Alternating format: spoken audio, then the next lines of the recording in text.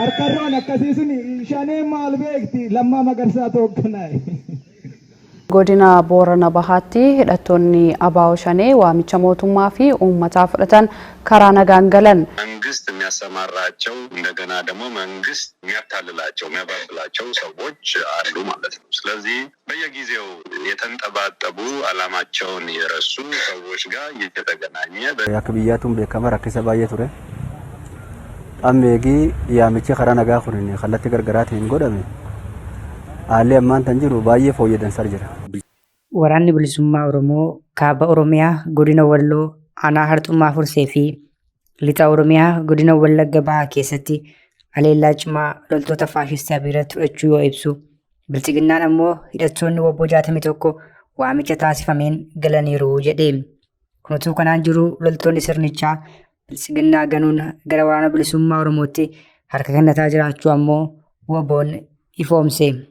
Waraanni bilisummaa Oromoo kaaba Oromiyaa godina Walloo aanaa Harxummaa Fursee bakkeewwan garaa garaatti lola jabaa humnoota faashistii Abiyyatti taasisuun injifannoo cululuqaa argachuu ifoomseera.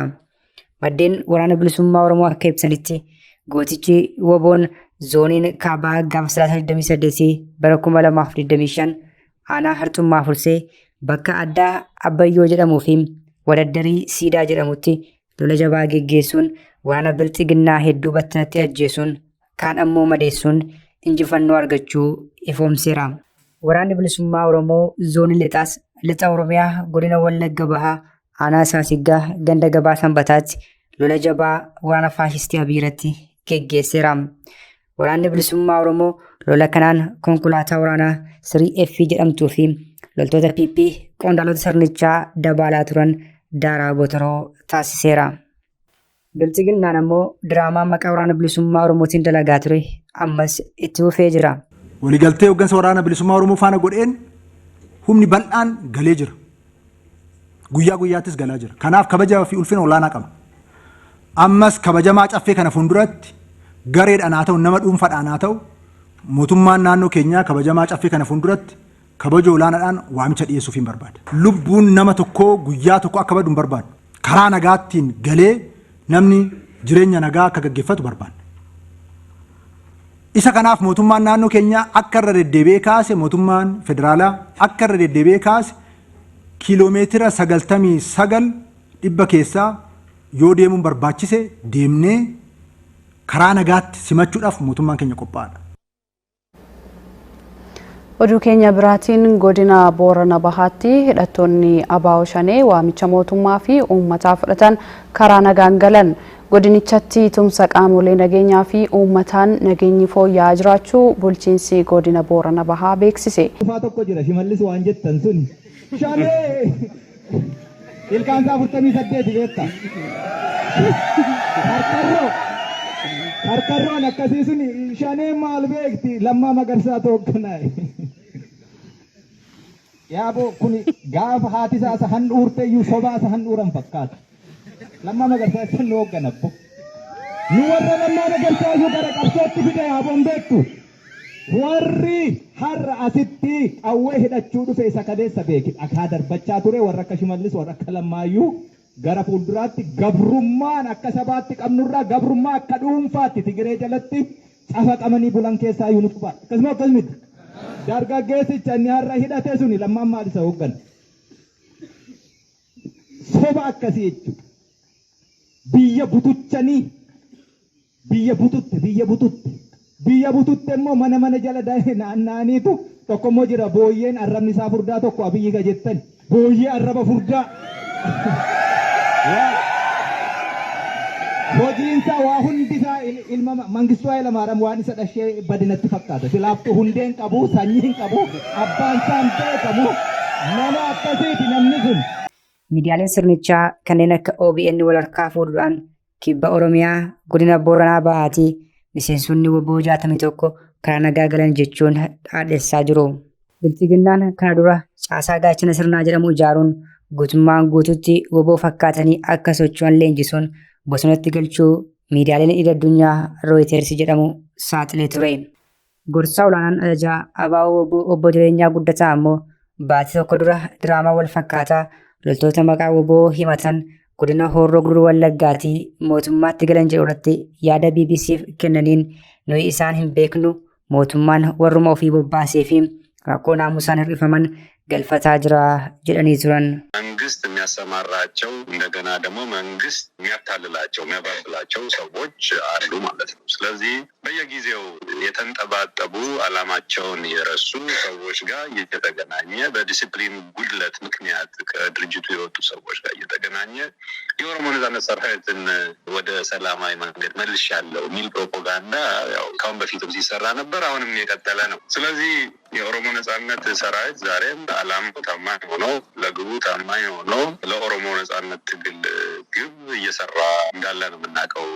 dhimma godina Booranaa Bahaatti hidhattoonni woboo daandii nagaan filatan 61 aanaalee akka Gooroo Doolaa, Liiban, Gumii, Eldalloo fi magaalaa Nagallee Booranaatti karaa nagaan galaniiru jedhu irratti ABO woboon hanga ammaatti deebii laachuu baatus taatechi diraamaa baratamaa biltiginnaan ittiin uummata gowwoomsaa ture akka ta'e maddeen garaagaraa himaa jiru.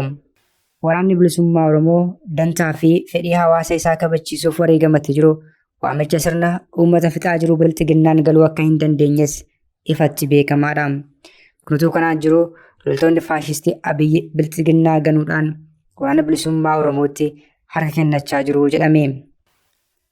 Loltoonni sirnichaa lakkoofsaan hedduu ta'an woboo dabalatee qaamolee qabsoo hidhannoo geggeessanitti dabalamaa jiraachuu yeroon biltiginnaan yaaddoo hamaa keessa seenuun tibbana gabaafamaa tureera. Gabaasni miliqee bahe kunis kanuma kan mirkaneessudha.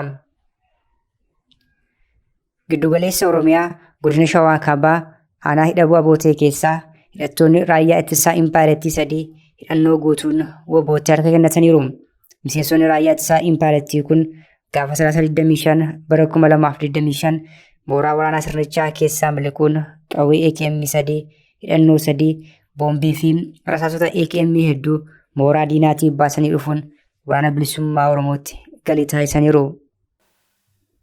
Waraanni bilisummaa Oromoos gama isaatiin ilmaan Oromoo yakka isaaniitti gaabbanii qabsoo sabni isaanii taasisaa jiru tumsuuf mooraa diinaatiin miliqanii dhufan kanaaf simannaa ho'aa taasisuun haala qabsoo Oromoo irrattis hubannoo bal'aa kennuufitu himame.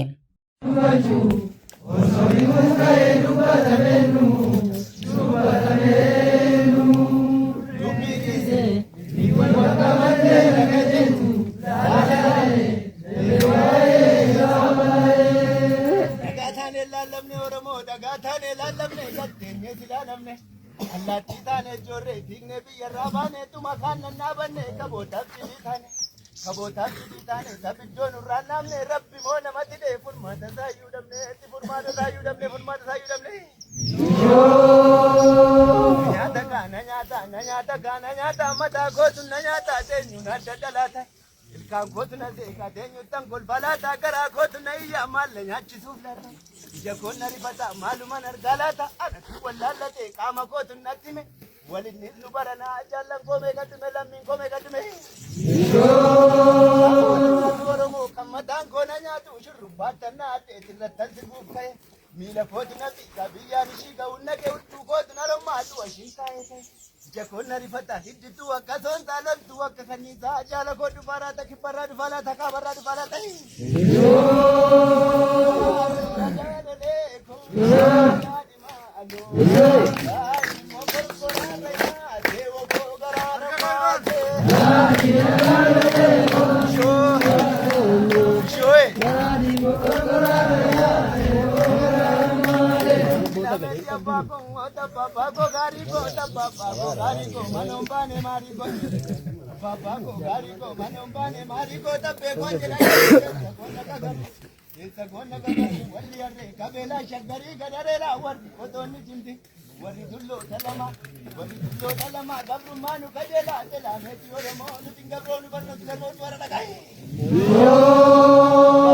Kunutuu kanaan jiru waraanni biltiginnaa yaaddoo lola Eertiraa wajjin qaban irraa kan ka'e haaromsa kennaa jiraachuun saaxilame.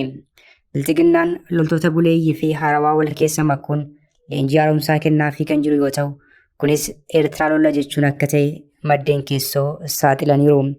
Itoophiyaan dhimma hulaa galaanaa wajjin wal qabatee Eertiraa waliin muddama hamaa keessa seenuu hordofee loltoonni sirnichaa bakkeewwan qubsuma mooraan waraanaa keessa jiru malatti leenjii haaromsaa fudhachaa jiraachuun ifoome. Odeessi kun kutaa waraanaa 103ffaa irraa akka bahetti gareen faashistii ABP loltoota haarawaa fi buleeyyii walitti makuun aanaa irratti bobbaasee achirratti ammoo haaromsa kennaafii jira.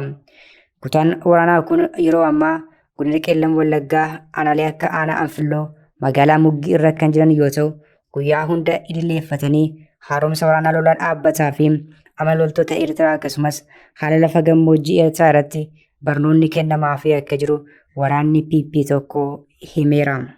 Akka waraana PP kanaatti waraanni faashistii PP mooraa idilee hedduu keessatti haaromsa kana keessa jiraachuu himuun akka gochi kun hin mul'anneef waraanni bakka jirutti akka leenji'uu qabu qajeelfamni gubbaadhaa kennameera.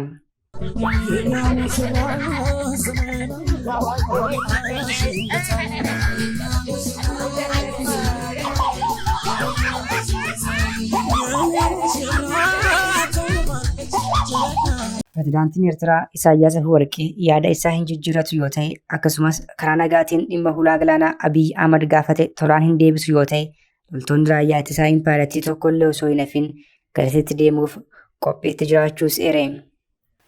Gama biraatiin ammoo finciltoota biyya keessaa kanneen akka humna finxaaleeyyii Amaaraa Faannoo, Adda Bilisa Baasaa Uummata Tigraay TPLF fi kanneen biroo impaayiratii keessatti ijaaraman loltoota bilxiginnaan kokkee wal qabaa jiraniin Isaayyaastuu deeggarsa meeshaa fi maallaqaa akkasumas kanneen biroon tumsuun nurratti jabeessa jechuun miira xiiqii fi waraanaa keessa loltoonni akka seenan taasisaa jiraachuus ibseera. Akka miseensi waraanaa sirnichaa kun himutti yeroo ammaa shaakala waraanaa irra jirra, lola qabna, lola Eertiraa waliin jechuun ifoomse. Haa ta'u malee loltoonni bilxiginnaa sodaa fi raafama ulfaataa lola keessaa fi alaan impaayiratiitti qabatee jiru kanaan yaaddoo keessa kan jiran yoo ta'u, dadhabbii fi sodaa akkasumas nuffii lolaatiin wal qabatee harcaatiin miseensotaas guyyaa guyyaa mudachaa jiraachuu dabaluun himeera. Fiildi Maarshaal Biraanuu Juulaa tibbana haasawaa taasisaniin aarsaa barbaachisu kaffaltanii biyya keessaniif hulaa galaanaa deebisuuf gonkumaa hin maminaa jechuun loltoota sirnichaatti dubbachuu gabaasne turre. Iccitiin amma miliqee bahe kunis dubbiidhuma kana kan mirkaneessu ta'a.